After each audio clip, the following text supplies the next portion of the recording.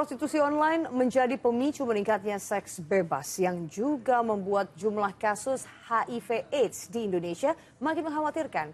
Tahun ini, saudara, misalnya sudah ada lebih dari 47.000 kasus HIV/AIDS baru. Salah satu cerita mirisnya, ibu rumah tangga yang kena HIV karena tertular suami yang berhubungan dengan prostitusi.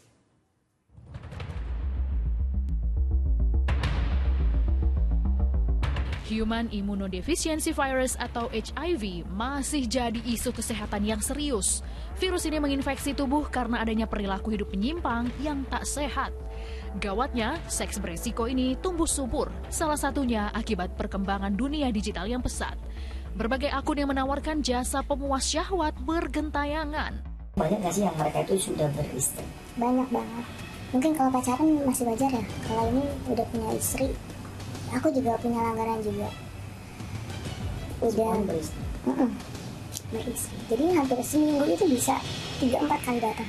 Itu dengan harga 1 juta, 1 kali ketemu. Praktek seperti inilah yang dicurigai jadi pemicu meningkatnya kasus HIV/AIDS di Indonesia.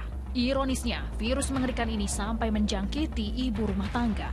Saya bertanya kepada dokter, reaktif itu apa? Ternyata itu penyakit ya HIV. Cuma kala itu juga memang ya putus asa pasti punya, karena saya merasa saya bukan perempuan nakal, bukan perempuan penjual diri, bahkan bukan seorang pelacur. Dia ternyata selingkuh. Yang saya tahu selingkuhannya itu bukan perempuan baik-baik. 4 tahun terakhir, kasus baru pengidap HIV/AIDS terus melonjak. Tahun 2023 saja ada 57 ribuan kasus baru HIV tertinggi sepanjang 10 tahun terakhir.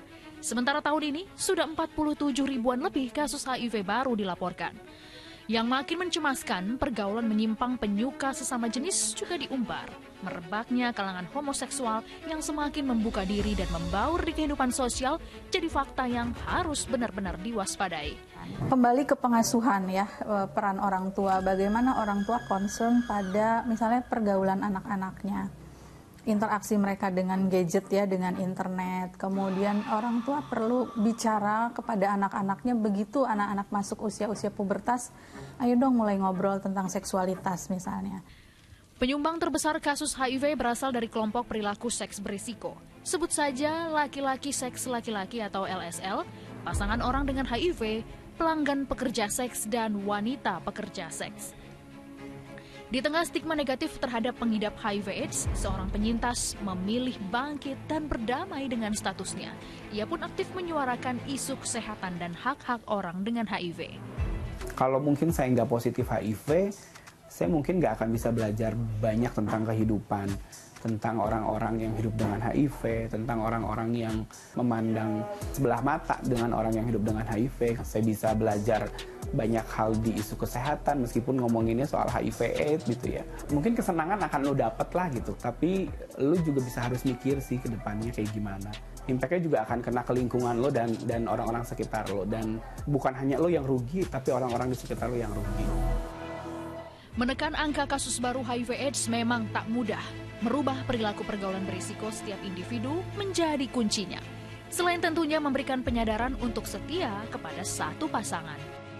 Masalah HIV dan AIDS ini bisa ditangani lebih serius dari pihak pemerintah maupun dari manapun agar Indonesia ini kalau memang mau ditekankan ending AIDS 2030 yang sebentar lagi harus mari sama-sama kita bergerak di penanggulangan HIV/AIDS ini. Dukungan bagi orang dengan HIV/AIDS sangatlah berarti karena mereka juga ingin hidup normal di tengah masyarakat. Ingat, jauhi virusnya namun bukan orangnya. Tim Investigasi Liputan 6 SCTV melaporkan.